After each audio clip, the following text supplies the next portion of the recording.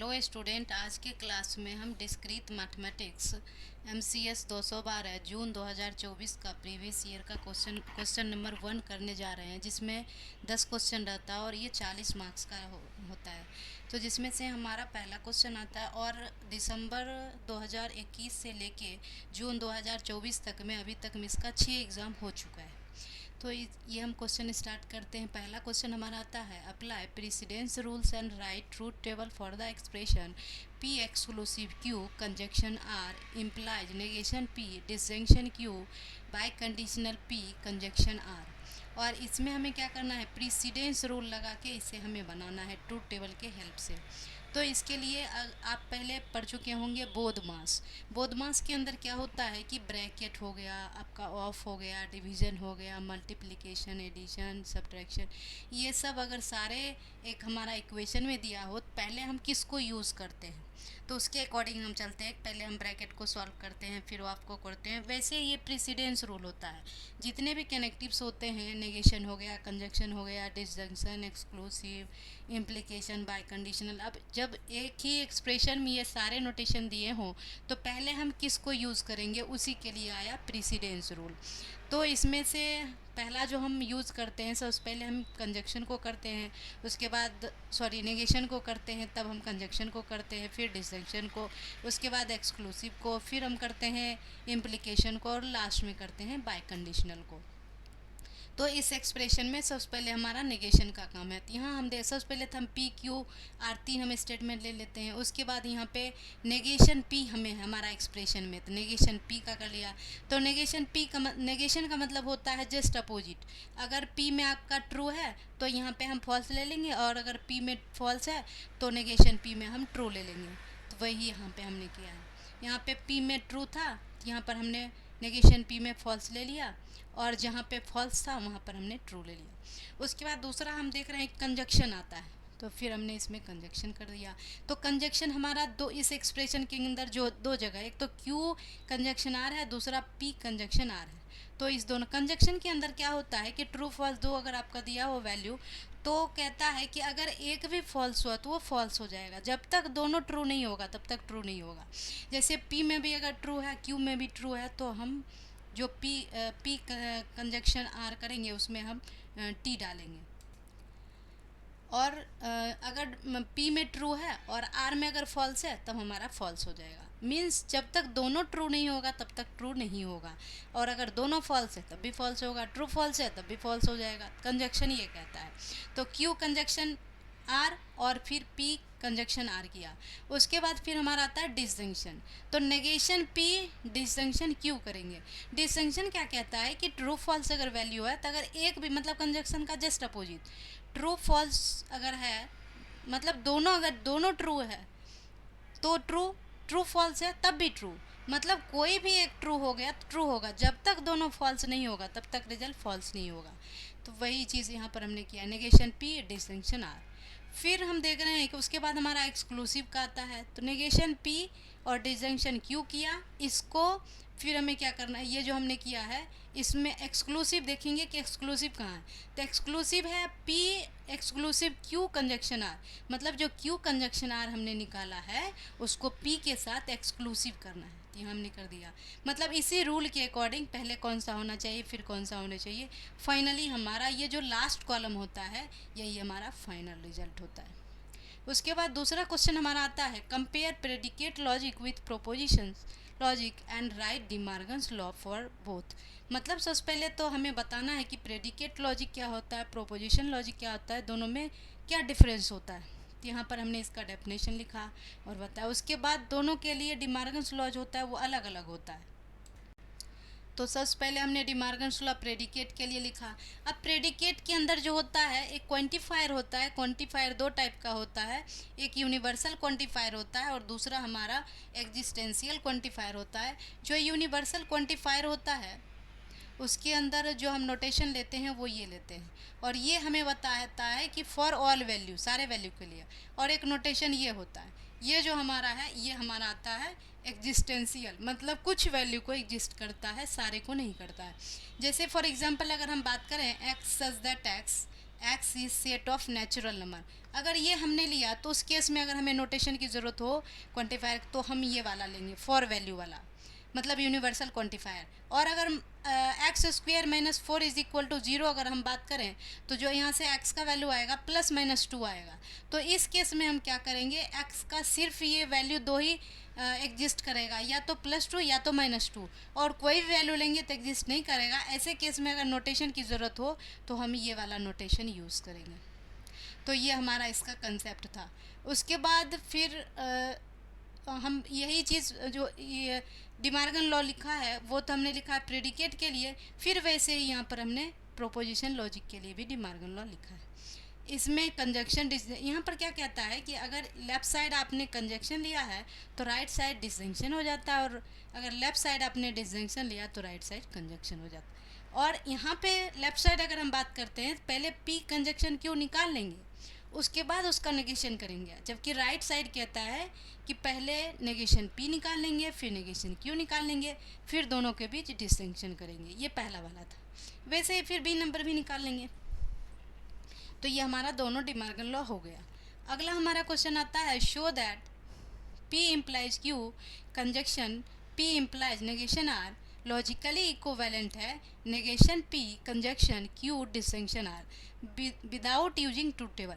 अब जो ऊपर में फर्स्ट क्वेश्चन जो हमने किया था वहाँ पे ट्रूथ टेबल के हेल्प से किया था, लेकिन यहाँ पे हमें डिक्लेयर कर दिया कि यहाँ पे हमें ट्रूथ टेबल का हेल्प नहीं लेना है। मीन्स क्या है कि कोई भी एक्सप्रेशन को अगर हमें सिंप्लीफाई करना है, उसे सॉल्व करना है, तो दो तरीके से कर सकते हैं। एक तो ट्रूथ टेबल की हेल्प से कर सकते हैं, दूसरा मैथमेटिकली सॉल्व कर सकते हैं। तो यहाँ पे जो है ट्रूथ टेबल की हेल्प नहीं लेना है। इसके लिए अगर ऐसे आपको सॉल्व करना है तो आपको कुछ लॉ होते हैं, वो सारे लॉ आपको याद रखने होंगे। जैसे डिस्ट्रीब्यूटिव लॉ होता है, एसोसिएटिव लॉ होता है, कम्यूटेटिव लॉ होता है, डिमार्गन्स लॉ होता है, और भी कई सारे लॉ होते हैं। तो वो सब लॉ अगर आप ध्यान में रखोगे तब ये क्वेश्चन बना पाओगे। जैसे इस क्वेश्चन के लिए हमें डिस्ट्रीब्यूटिव लॉ की ज़रूरत पड़ी, डिमार्गन्स लॉ की ज़रूरत पड़ी, और जो जो आप लगाए जा रहे हो वो राइट साइड में आप लिखते जाओ कि यहाँ पे ये लॉ लगा, फिर ये लॉ लगा। तो ये सब आप लिखते जाओगे तो एग्जामिनर को समझने में दिक्कत नहीं होगी। तो ये हमारा था, तो ये प्रूफ हो गया हमारा। उसके बाद अगला क्वेश्चन हमारा आता है, right principle of optimality also give the satisfiability condition for the principle of optimality. Means क्या है कि इसमें हमें सबसे पहले तो प्रिंसिपल लिखना है ऑप्टिमलिटी का, उसके बाद फिर सेटिस्फिएबिलिटी कंडीशन भी डालना है इसका। तो ये थ्योरेटिकल पार्ट है, वो यहाँ पे हमने लिख दिया है, आप इसे देख लेना।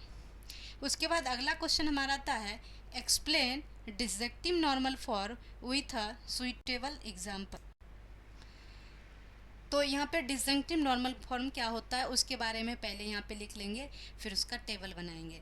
और ये जो एग्ज़ाम डिस्क्रीट मैथमेटिक्स का जून 2021 से दिसंबर 2021 से जून 2024 तक में 6 एग्ज़ाम हो चुका है। और इसका जो ऑलमोस्ट जो प्रीवियस ईयर सॉल्यूशन है वो PDF फॉर्म में अवेलेबल है। अगर आपको रिवीजन करना हो, अगर ये सारे आप देख लेते हो तो आपको ज़्यादा सेटिस्फेक्शन मिलेगा और अच्छा लगेगा कि अब हम कर सकते हैं। और ये जो है पेड है, अगर आपको चाहिए सारे डिस्क्रिप्शन में आपको कॉन्टैक्ट नंबर दिया हुआ है, आप उस पर कॉन्टैक्ट करके आप PDF ले सकते हो। अब हम आगे का क्वेश्चन देखते हैं। एक compound proposition is said to be disjunctive normal form, और डिसजंक्टिव नॉर्मल फॉर्म को शॉर्ट में DNF भी कहते हैं। तो अब DNF के लिए आपको दो चीज़ पता होना चाहिए कि डिसजंक्शन के अंदर क्या होता है और कंजक्शन के अंदर क्या होता है। अगर ये दोनों आपको क्लियर नहीं है फिर आप नहीं बना पाओगे, क्योंकि इसमें दोनों की ज़रूरत होती है। तो यहाँ पर हमने सबसे पहले x1, x2, x3 तीन हमने लिया वेरिएबल, और ये वैल्यू फीड किया, फिर इसका ये रिज़ल्ट आया। अब इसका हमें DNF बनाना है। तो हम सबसे पहले ये चेक करेंगे कि 0 कम है या 1 कम है। तो इसमें हम फाइनली लास्ट कॉलम में हम देख रहे हैं कि 1 1 1 3 बार आया है और 0 0 5 बार आया है। तो इसका मतलब हमें जो है यहाँ पे इक्वेशन बनाना है वो 1 1 के लिए बनाना है। अब एक चीज़ और ध्यान रखना है कि DNF के केस में क्या होता है कि 0 है तो x1 को वैसे ही लिया जाएगा। 0 के केस में x1 को वैसे ही लिया जाएगा। और अगर आपको 1 है तो उस केस में x1 या जो भी हम वेरिएबल ले रहे हैं उसका कम्प्लीमेंट्स लेना है, ये आपको ध्यान रखना है डीएनएफ के केस में। तो वही चीज़ यहाँ पे किया है हमने कि जो पहला वाला आपका 1 जहाँ पे है उसमें हम देख रहे हैं x1 भी 0 है, x2 भी 0 है और x3 भी 0 है। तो यहाँ पर हमने क्या किया कि x1 conjunction x2 conjunction x3, और फिर वैसे यहाँ पर 1 है तो इस केस में हम देख रहे हैं कि x1 की जगह 0 है, x2 x3 की जगह 1 1 है। तो यहाँ पे हमने लिखा x1 कंजक्शन x2 का डैश कंजक्शन x3 का डैश।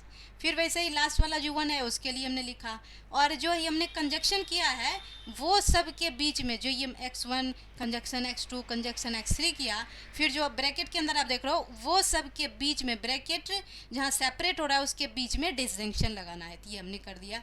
यही हमारा डीएनएफ हो गया।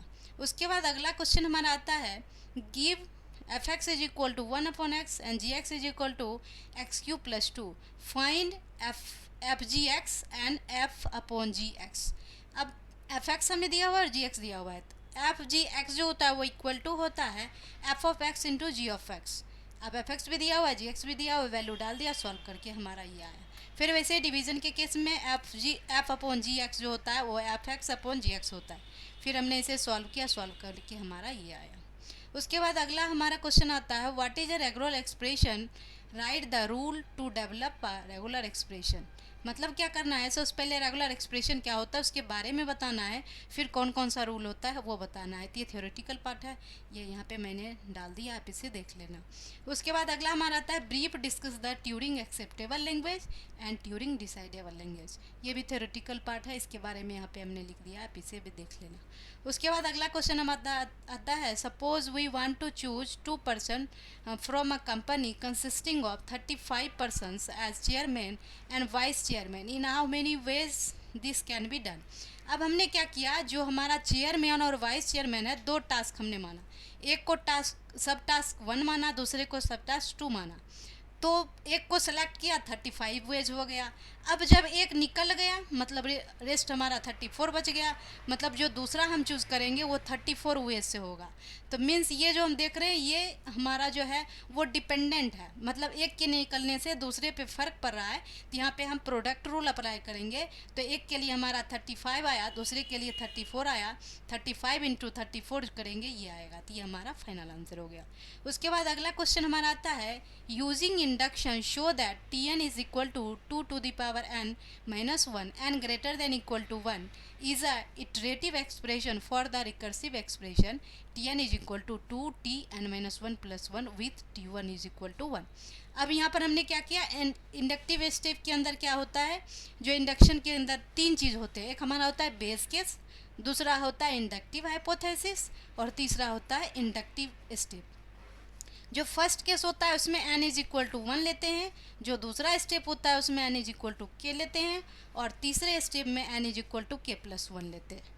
वही हमने किया और सॉल्व करके फाइनली हमारा ये आंसर आ गया, और कंक्लूजन के अंदर हमने लिख लिया कि जो हमें चाहिए वो मिल गया।